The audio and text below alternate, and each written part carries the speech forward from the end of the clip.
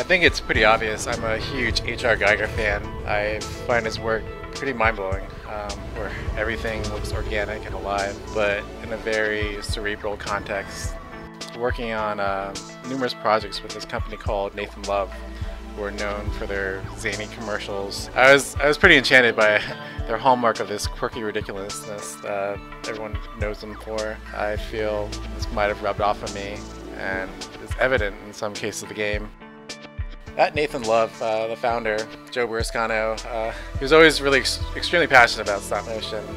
Everything the company produced was always pushed to have a handcrafted feel, as though it were made from scratch, no matter how detailed or simple it was. The initial concept for the game came from just doodles in my spare time, simple game mechanics for fun. As I developed these concepts, the game just started taking a life of its own. Generally, a common theme that I always strive to push is this notion of creating a strong juxtaposition between warm, lighthearted versus cold and grotesque.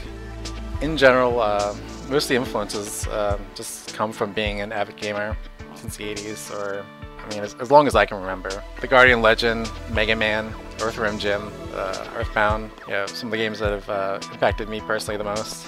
Many of the concepts and the designs used in the game were initially just pet projects I've been developing over the years as a freelancer.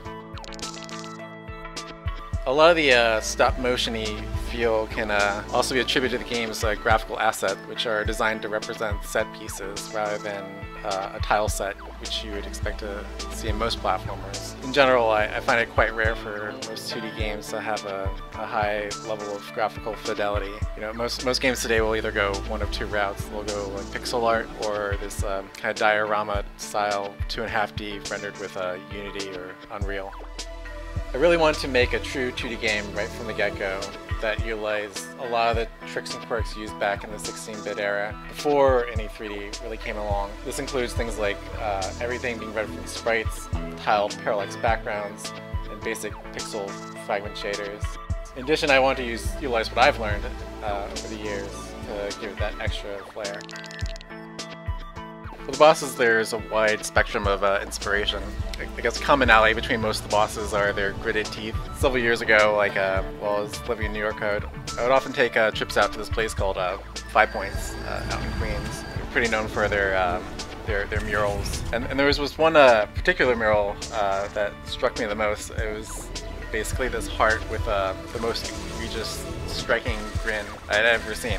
And this was the initial thinking behind Mr. Smiles, and later got me thinking, what if there was this entire alien race army of gruesome, faceless grin monsters? Another boss, Sign, or Sin for short, was one of the characters from my senior thesis project back at the School of Visual Arts. Another one is the Creeper, which was inspired by the Ohm from Nausicaa, Valley of the Wind. I mean, going back, this concept has been similarly inspired by many games, like Crystallis or Metal Slug. I've been a huge fan of Mega Drive for years now. In fact, just 80s synthwave in general. During production, I swapped in many varieties of music. However, I always kept coming back to Mega Drive. I felt his work fit the best for what I was going for. Well, that's my game. It's been a long labor of love, and I hope you enjoy playing it.